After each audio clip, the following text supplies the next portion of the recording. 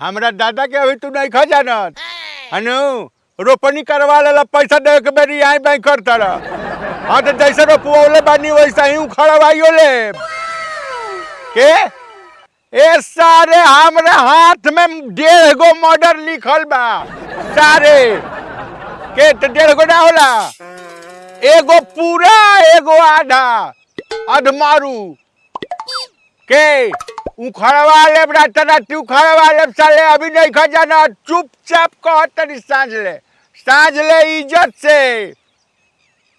अरे कुकुर कहीं का साला फालतू ई के अरे जी जी प्रणाम। हाँ सब ठीक ठाक बाटे। हाँ तो जाना बोले बा सब बोली ना कौ गो चाहिए। हाँ तो हमर बानू। हाँ तो oh, no. बिया तैयार बा तो बस आ गई नी। हाँ ठीक बा आ जाते। हाँ ठीक बा अच्छा अच्छा तो चलो बाबू अब काम पर चलो। आधा घंटा टाइम बा आधा घंटा में अगर ना पूरा तैयार भइल तब बुझ जइब समझ ला। तू जल्दी हाथ चलावा। हो जाए चाचा आधा घंटा में हो जाए। जा तब आ पढ़ा पर का हाल। अरे बढ़िया पनिया उनिया में का पियो लो बता। पानी का पीबा लो बताओ लो। बिलो तू ठीक बा हम चाना मंगा देते नहीं। हाँ मैं चाना नहीं खाऊंगी घोड़ी बनना है क्या। अरे तो का खइबा। मैं चाउमीन खाऊंगी। चाउमीन कहाँ मिलता मर्दे अभी चाउमीन कहाँ मिली तब का खइबा हो। समोसा जा समोसा ले जा ठीक बा जा समोसा तो खइबा कमवा झट हनु हो जाएगा। अरे हो जाएगा तोरा चक्कर में तो हम और पागल हो गए बनी। बिल्लो रानी कहे तो अभी जान दे दूं बिल्लो रानी कहे तो अभी जान दे दूं बिल्लो रानी। आओ लो पानी पिए लो गाओ लोग आ गइल सामान।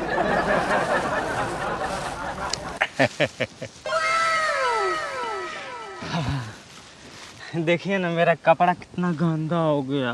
बात तोरा कहले रहनी हनु कि छोट कपड़ा पहन के आई है अब कौन धोएगा।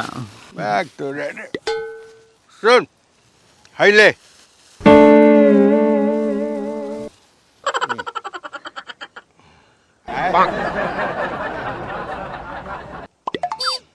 बात तोरा बात खो हैला है ला। ओह नो ये भजिए देखल वो बूढ़ा किंग करताटे। हाँ वो छकवा के ला के समोसा देता हमारे कहीं सोम पापड़ी खियाता। अरे हम तो देखबे कैनी है मुँह देखल काम करता उ खाली। अरे बूढ़ा उठी हरे हो देखो हरी अरे बड़ा तीखा है। तीखा लग रहा है। हाँ। उन लोग का सोन पापड़ी छीन के तुमको दे क्या छीन लेंगे तुम्हारे लिए कुछ भी कर सकते हैं इस दुनिया में।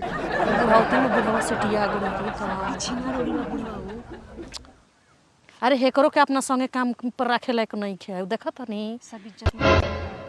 हाँ खाओ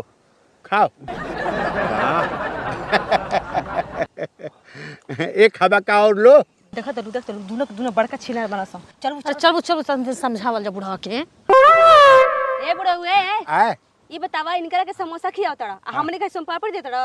अलग काम बानू अलग काम बा एकरा डबल ड्यूटी बाटे जियो बाटे वो घरों बाटे। अच्छा डबल ड्यूटी बा। हां मुंह देख के खियावतड़ा तू हमने के। मुंह देख के खियावतनी हम तो तू ही देखा तारू मुंह देख के खियावतनी। डबल ड्यूटी हां कहतनी बुझतनी रवा तो बड़ा बड़का छिनरा बनी जी। अरे हां अरे एकरा संगे काम करे लायक नहीं खे हमनियो के बदनाम कर दे। ए बुढ़ाऊ आइला तू अपन संपा पड़ी आई बिल्लो के ए, अपना बिल्लो काम के कर हम काम नहीं कर जाई। चल भाभी चल। आई बिलवा ना तरह के बिलवा देलस त कही ह। अरे ये जब से आई बा तब से हम तनी हरियर बानी। हां त और हरियर आ जा। चल भाभी चल।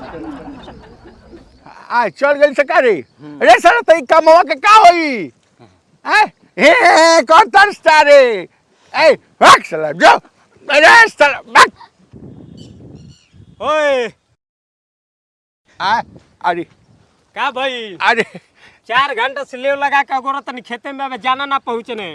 ना बस अब का हम कहीं हम बड़ा फेरा में पड़ गई बानी हम कहाँ जानो बांसल हऊ तो गईली से घरे हो तो चल गई सऊ चल गईली से ए मर 2000 रुपया तो हमार दो। अब तो कहाँ बा खर्चा हो गई ऐसा कंडीशन आ गई है कि उ चल गई है सब काम हम कहीं करवा दे।